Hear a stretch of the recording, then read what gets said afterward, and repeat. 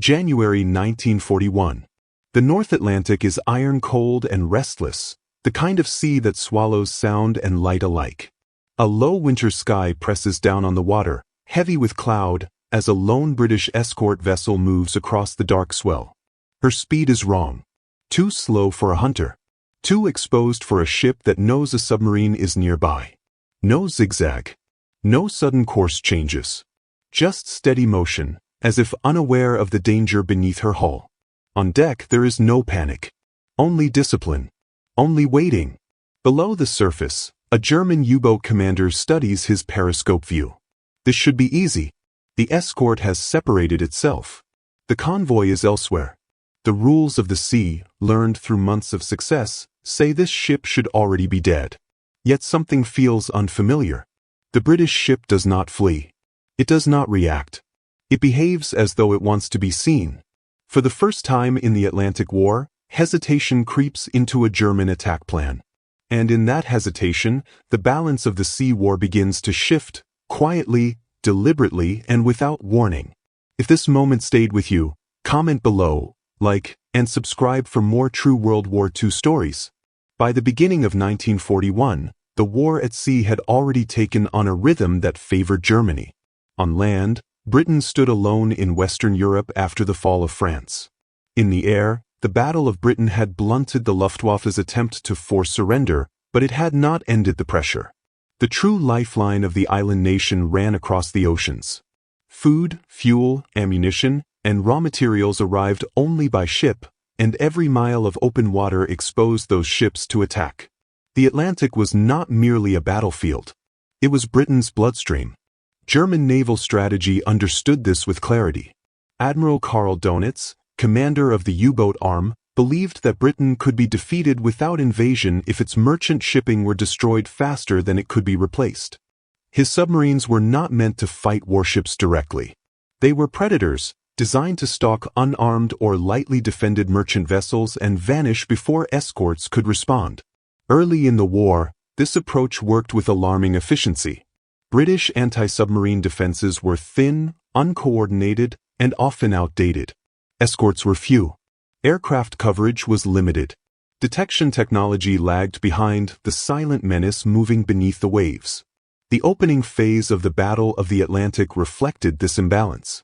German U-boats operated aggressively in the North Atlantic approaches, in the western approaches to Britain, and increasingly along the coasts of the British Isles themselves. Wolfpack tactics allowed multiple submarines to converge on convoys, attacking at night on the surface, where they were faster and harder to detect. Merchant ships burned and sank in darkness, often without warning. Survivors faced freezing water and long waits for rescue, if rescue came at all. Losses mounted month after month, and for a time, German commanders spoke openly of eventual victory at sea. Britain's Royal Navy was not blind to the danger, but it was constrained by reality. The fleet had been built to fight surface battles against enemy warships, not to chase submarines across thousands of miles. Many escorts were old destroyers, worn down by constant duty. Sonar, known then as ASTIC, was useful but limited, effective only under specific conditions and at short range. Depth charges required accurate positioning and often failed to destroy their targets outright. Worse still, every escort assigned to convoy duty was one less ship available for other commitments across a global war. As 1941 began, the situation was grim but not yet hopeless. British shipbuilding was increasing. Convoy systems were improving. New ideas were circulating inside the Admiralty, driven by officers who understood that matching the U-boats weapon for weapon would not be enough. The Germans had mastered the known rules of the sea war. To survive, Britain would need to change those rules entirely. And that realization would soon lead to an approach that relied not on strength alone, but on something far more unsettling for the enemy: uncertainty. Inside the British Admiralty, the pressure of the Atlantic War was relentless. Loss reports arrived daily, sometimes hourly, listing ships sunk, tonnage lost, and crews missing.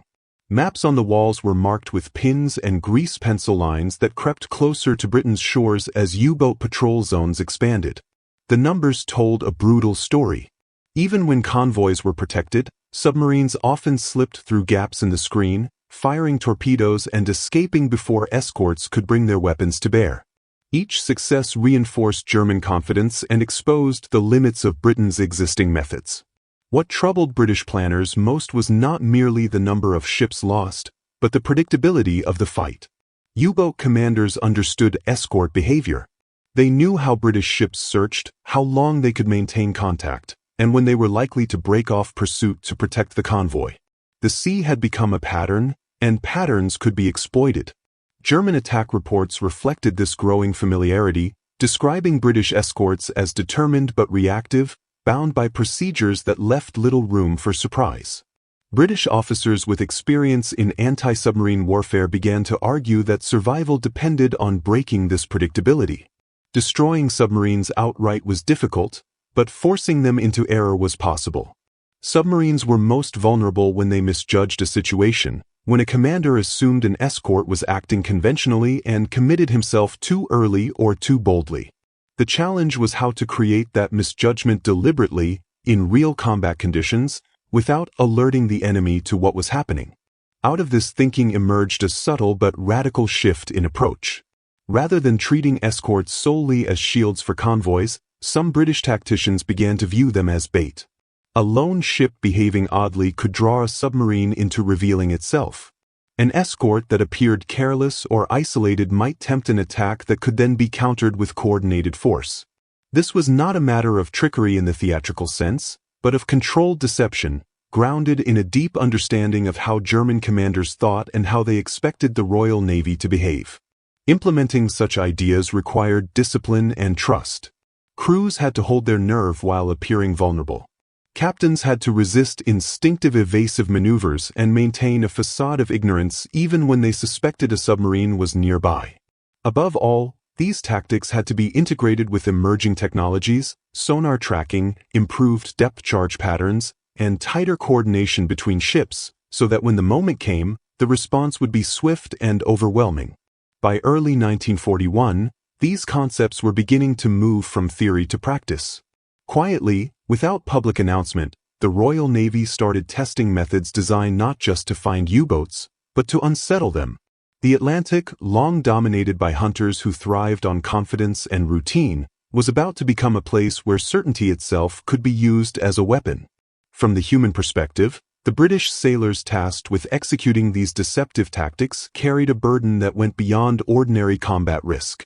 Escort duty was already exhausting, marked by long hours, freezing spray, and the constant awareness that a single mistake could doom an entire convoy.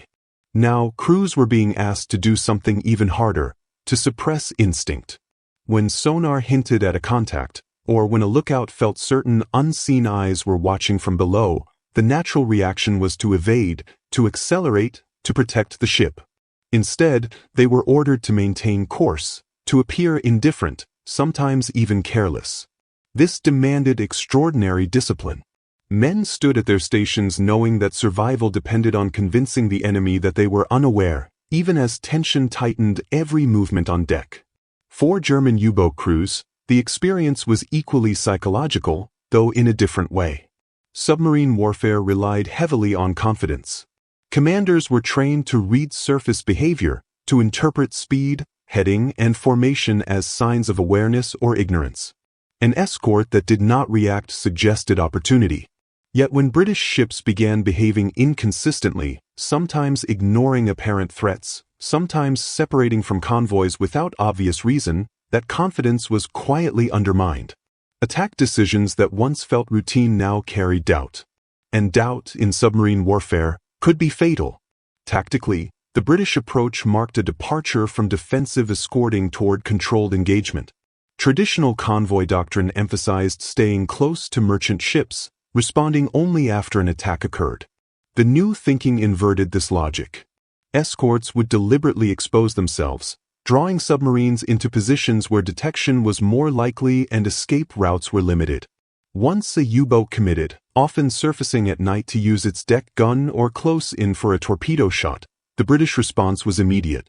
Nearby escorts, previously unseen or assumed distant, would converge, trapping the submarine in a shrinking box of sonar contact and depth charge patterns. This required precise coordination. Escorts had to communicate silently and effectively, often using prearranged signals and timing rather than radio chatter that could alert the enemy.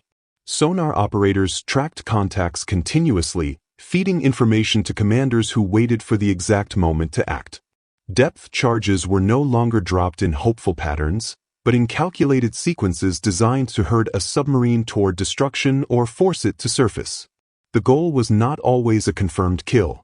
Even damaging a U-boat or driving it away disrupted German operations and protected the convoy for another night. The psychological angle extended upward to command levels on both sides. British leaders understood that every successful deception created uncertainty far beyond the immediate engagement. A single U-boat forced to retreat after a misjudged attack would file reports questioning escort behavior, cautioning others to be wary of lone ships or unusual movements. These reports accumulated, slowly altering how German commanders planned patrols and attacks. What had once been a predictable hunting ground began to feel hostile and unreliable. For the Germans, this erosion of certainty struck at the heart of their naval strategy. U-boat warfare depended on aggressive initiative. Delays, hesitations, and aborted attacks reduced overall effectiveness and stretched limited resources thin. As more commanders reported unexpected resistance and puzzling escort tactics, confidence in established methods weakened.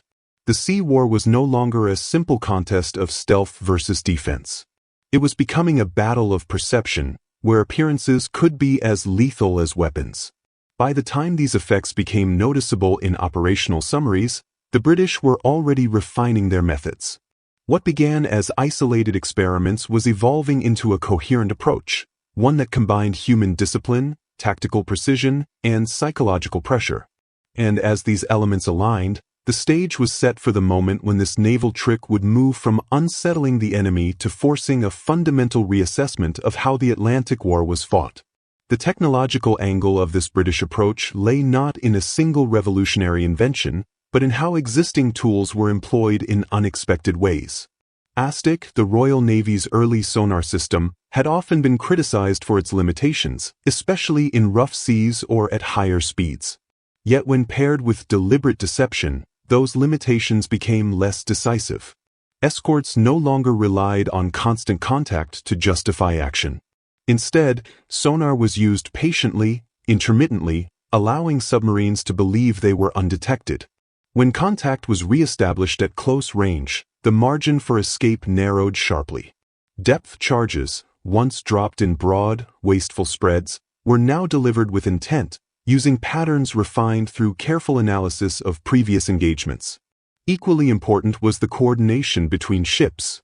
British escorts increasingly operated as integrated hunting units rather than isolated defenders. One vessel would present itself as the apparent target, while others maintained distance, tracking quietly and positioning themselves based on predicted submarine movement. This invisible choreography depended on training and trust more than machinery. Crews rehearsed scenarios in which restraint was as vital as aggression, and commanders learned to judge not only what they knew, but what the enemy believed he knew. Technology served the tactic, not the other way around. From the leadership perspective, this shift reflected a broader change within the Royal Navy's wartime culture. Senior officers encouraged initiative and adaptation at sea, recognizing that rigid doctrine favored an enemy who had already learned its patterns. Lessons from early convoy battles were circulated rapidly, and successful encounters were studied in detail. Captains who demonstrated effective use of deception were not merely praised, but emulated. Over time, what began as experimental thinking gained institutional support, shaping training programs and operational planning across the escort forces. On the German side, leadership faced a growing dilemma. Reports from returning U-boats increasingly described escorts that behaved unpredictably, attacks that unfolded faster than expected, and situations in which British ships appeared to anticipate submarine maneuvers. Admiral Dönitz and his staff analyzed these accounts carefully, seeking explanations in improved technology or increased Allied numbers. While both factors played a role, neither fully accounted for the pattern emerging at sea. Something subtler was at work, and its effects were difficult to quantify. This uncertainty forced changes in German behavior. Some commanders became more cautious, delaying attacks until conditions seemed perfect. Others increased reliance on long-range torpedo shots, sacrificing accuracy for perceived safety. Wolfpack coordination grew more complex, as U-boats hesitated to surface or close in until multiple confirmations were received. Each adjustment, while understandable, reduced the tempo and effectiveness of operations. The initiative that had once defined German submarine warfare began to erode, replaced by hesitation and second-guessing. Morally, the British approach raised few doubts among those who carried it out. Deception at sea was not seen as dishonorable, but as a necessary response to an enemy who thrived on predictability. Sailors understood that every successful ruse protected lives, not only their own, but those of merchant crews who depended on the escort's ability to keep the sea lanes open. For German submariners, however, the experience could be disorienting. A commander trained to trust his instincts now faced situations where instinct led into danger and where caution brought no reassurance. By the time these angles converged, technology refined through restraint, leadership willing to embrace uncertainty, and an enemy increasingly unsure of the rules, the effectiveness of the British naval trick was no longer confined to isolated incidents. It had begun to influence the broader conduct of the Atlantic War. And that growing influence would soon be tested in a decisive sequence of encounters, where hesitation on one side and calculated patience on the other would collide head-on. The turning point came not in a single dramatic explosion, but in a pattern of encounters that unfolded across the Atlantic in mid to late 1941. Night after night, British escorts began to behave in ways that defied German expectations. Lone ships detached themselves from convoys and held steady courses. Others slowed deliberately, presenting silhouettes that invited attack. To German commanders watching through periscopes, these moments appeared to be rare gifts, mistakes made by an overstretched enemy. What they could not see was the silent geometry forming around them. In one such engagement, a U-boat tracked an escort that appeared unaware of its presence. The British ship neither zigzagged nor increased speed. No star shells illuminated the water. For the submarine commander, the decision seemed clear. He maneuvered into firing position, closing the distance to ensure a decisive strike. The moment he committed, however, the sea around him changed. Sonar pings snapped on. Another escort cut across his projected escape path. A third moved in from astern. The trap, invisible until that instant, was already sealed. Depth charges followed in controlled patterns, spaced and timed to exploit the submarine's likely evasive maneuvers. Unlike earlier attacks that scattered explosives in hope, these were precise, deliberate, and relentless. The U-boat dove deeper, then turned, then slowed, each decision narrowing its options further. Even when a submarine survived such an assault, it often emerged damaged, batteries depleted, crew shaken, and forced to abandon its patrol. The immediate loss was tactical, but the psychological impact ran deeper. German patrol reports from this period reveal a shift in tone. Where earlier entries spoke confidently of successful approaches and calculated risks, newer accounts described escorts that behaved strangely or remained unexpectedly calm. Some commanders noted that attacks now unfolded faster, with less warning, as if British ships anticipated their moves. Others expressed frustration at being drawn into engagements that turned against them with alarming speed. These were not isolated complaints. They reflected a growing realization that the assumptions guiding U-boat tactics were no longer reliable. The British, meanwhile, refined their execution. Escort groups learned when to reveal themselves and when to remain unseen. Sonar operators coordinated closely with bridge crews, timing detections to maximize surprise rather than simply maintain contact. Depth charge stocks were conserved for moments of highest probability, ensuring sustained pressure once a submarine was fixed. The emphasis was not on dramatic destruction, but on control, controlling the enemy's choices until none remained favorable. As these encounters accumulated, the balance of initiative began to tilt. U-boat commanders found themselves reacting rather than dictating terms. Attacks were aborted more frequently. Patrols yielded fewer results. The Atlantic, once a place where German submarines prowled with confidence, started to feel watched and constrained. And within German naval headquarters, these field reports triggered uneasy discussions about whether the enemy had learned something fundamentally new. By the end of 1941, it was no longer possible to dismiss these developments as coincidence. British escorts were not simply improving incrementally. They were shaping the behavior of their adversary, compelling caution where boldness had once reigned. The naval trick, subtle, disciplined, and deeply unsettling, had reached a point where its effects could no longer be ignored. And as winter deepened and the war expanded, German command would be forced to confront the implications of a sea war that no longer obeyed the rules they thought they had mastered. Inside German naval command, the cumulative effect of these encounters became impossible to dismiss. By early 1942, operational summaries compiled from U-boat patrols showed a clear trend. Contact with British escorts was increasing, but successful attacks were not. Submarines were being detected earlier, harassed more aggressively, and driven off patrol areas with greater frequency. In some cases, boats returned to base having fired no torpedoes at all, their missions cut short by damage, exhaustion, or a growing sense that the sea itself had turned against them. Admiral Donitz and his staff examined these reports with care. They looked for evidence of new weapons, more escorts, or expanded air coverage. While all of these factors were present to varying degrees, they did not fully explain the experiences described by commanders at sea.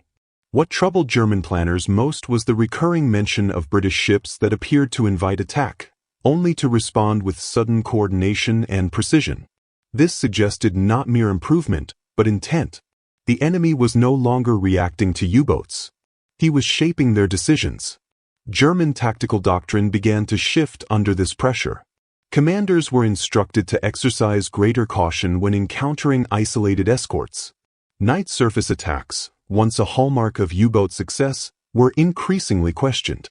Some boats were ordered to maintain greater distance and rely more heavily on shadowing convoys rather than closing aggressively. These adjustments reflected a growing uncertainty about what British escorts might be concealing, an uncertainty that undermined the aggressive spirit on which submarine warfare depended. At sea, the effects were immediate. Hesitation replaced confidence in moments where decisive action had once prevailed.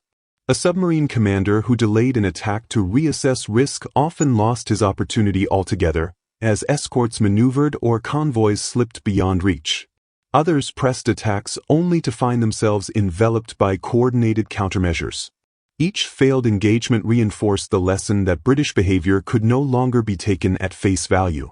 For the Royal Navy, this shift confirmed that their approach was working. Escort commanders reported fewer desperate convoy defenses and more encounters initiated on their own terms. Even when submarines escaped, the disruption to German patrol patterns reduced pressure on merchant shipping. Convoys moved with slightly more freedom, and losses, while still severe, no longer felt uncontrollable. The Atlantic remained dangerous, but it was no longer a one-sided contest of predator and prey. The climax of this transformation lay not in a single decisive battle, but in the realization on both sides that the nature of the sea war had changed. German commanders had been forced to rethink assumptions that once governed every patrol and every attack. British escorts, once reactive and constrained, now exerted influence far beyond their numbers. The naval trick, rooted in deception, patience, and psychological insight, had altered the rhythm of the Atlantic campaign. As the war moved forward and new technologies and forces entered the fight, the legacy of this turning point would endure. It had proven that control of the sea was not achieved solely through firepower or numbers, but through the ability to manipulate perception and decision-making.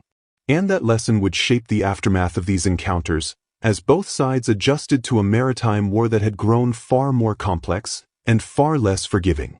The immediate aftermath of this shift at sea was not marked by sudden victory, but by measurable change. British shipping losses, though still heavy, began to stabilize rather than climb unchecked.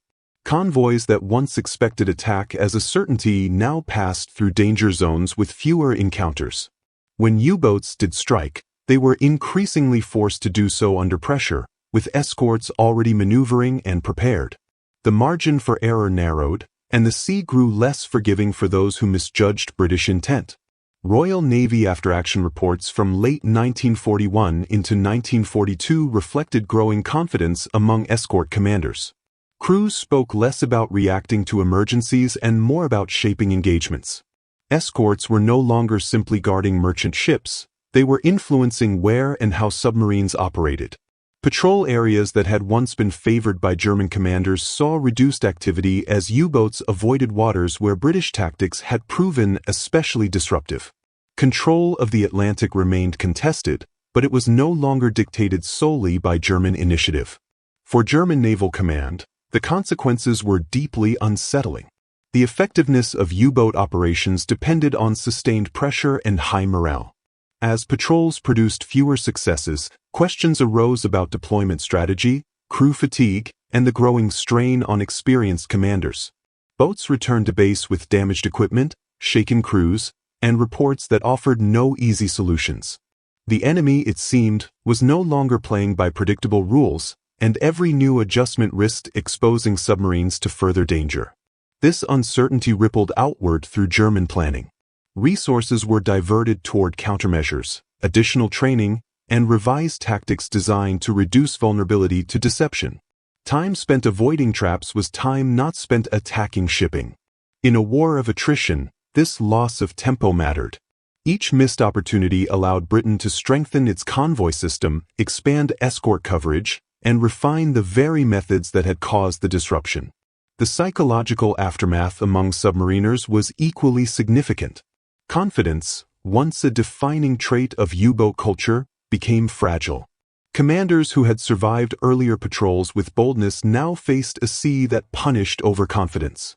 Younger officers learned from these experiences, absorbing caution where aggression had once been encouraged.